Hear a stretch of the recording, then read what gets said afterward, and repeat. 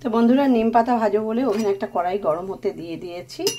আর দেখো নিম পাতাগুলিকে আমি ধুয়ে একটু কুলোর মধ্যে করে দিয়ে একটু রোদে দিয়ে রেখেছিলাম, একদম ঝনঝনা হয়ে গেছে, রোদে জল ঝরে গেছে। তো এখন আমি কড়াইয়ের মধ্যে দিয়ে দেবো, দিয়ে ভাজতে থাকবো। আর আমি এই নিম পাতা ভাজার সময় কোনো তেল ব্যবহার করি না। তো হয়তো কে কেমন করে ভাজো জানি না, আমি আমার ভাজার পদ্ধতিটা তোমাদের সঙ্গে শেয়ার করছি। আর এই সময় তো নিম পাতা তো একটু খেতেই হয়, বসন্তকালে একটু নিম পাতা খাওয়া উচিত সিজন পরিবর্তনের জন্য। তো এই যে এইভাবে শুকনো কড়াইয়ের মধ্যে আমি যেভাবে ভাজি, তো তোমরা এইভাবে ভাজো কিনা কমেন্টে জানিও।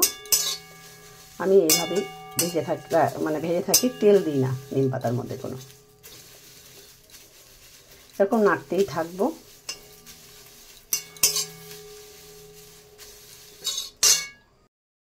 তো দেখো বন্ধুরা, নিম পাতাগুলো একদম ঝনঝনা হয়ে গেছে।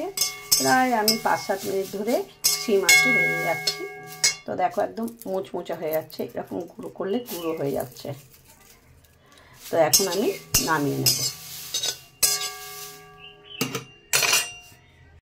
এখন নিম পাতাগুলো ঢেলে নিয়েছি, এই নিম পাতাটাকে গুঁড়ো করে নেব।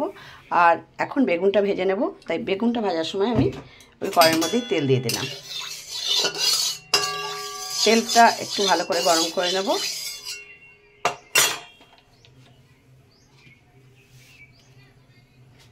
আর বেগুনটা দেখো এই যে ছোট ছোট করে কেটে নিয়েছি।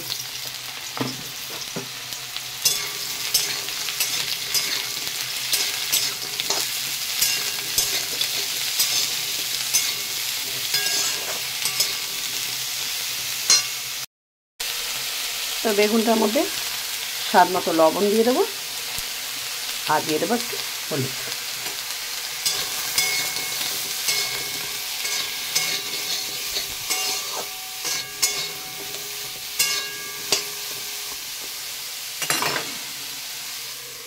একটু ঢাকা দিয়ে দিলাম।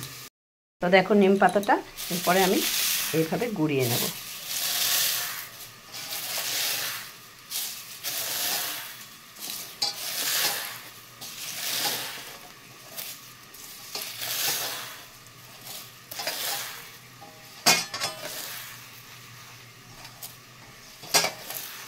তো এইভাবে কে কে নিম পাতা ভাজো কমেন্ট করে জানিও। আর যারা তেল দিয়ে ভাজো তারাও কমেন্টে জানিও। তবে এইভাবে যারা ভেজে খাওনি তারা খেয়ে দেখো, এটা অনেক সুন্দর। বেগুনের তেলেই এটা হয়ে যাবে, এই যে গুঁড়ো করা হয়ে গেল।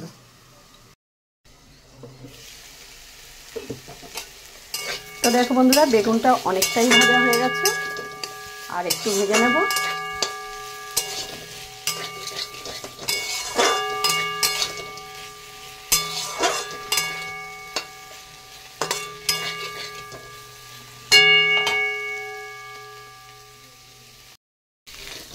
তো বেগুনটা খুব ভালো করে ভাজা হয়ে গেছে দেখো বন্ধুরা। আর আমি নিম পাতাটা এভাবে মিশিয়ে থাকি।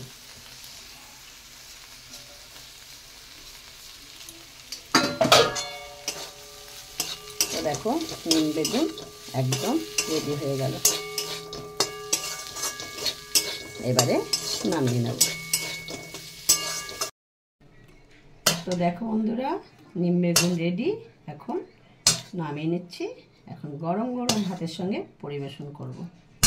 দেখো আমি যেভাবে নিম বেগুন বানাই তোমাদের সঙ্গে শেয়ার করলাম। তো তোমরা এরকম বানাও কিনা সেটাও কমেন্টে জানিও। যে বন্ধুরা আমার ভিডিওটি দেখছো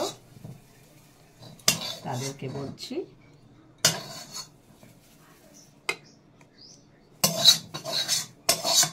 নিম বেগুন কারা কারা খেয়েছো, কারা কারা খাওনি এই সিজনে, তো ঝট করে বানিয়ে ফেলো আর খেয়ে ফেলো।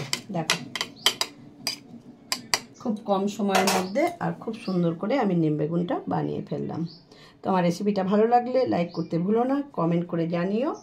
আর নতুন বন্ধু হয়ে থাকলে আমার চ্যানেলটিকে সাবস্ক্রাইব করে আমার পাশে থেকো। তো ভিডিওটি এখানেই শেষ করছি বন্ধুরা। ভিডিওটি দেখার জন্য ধন্যবাদ।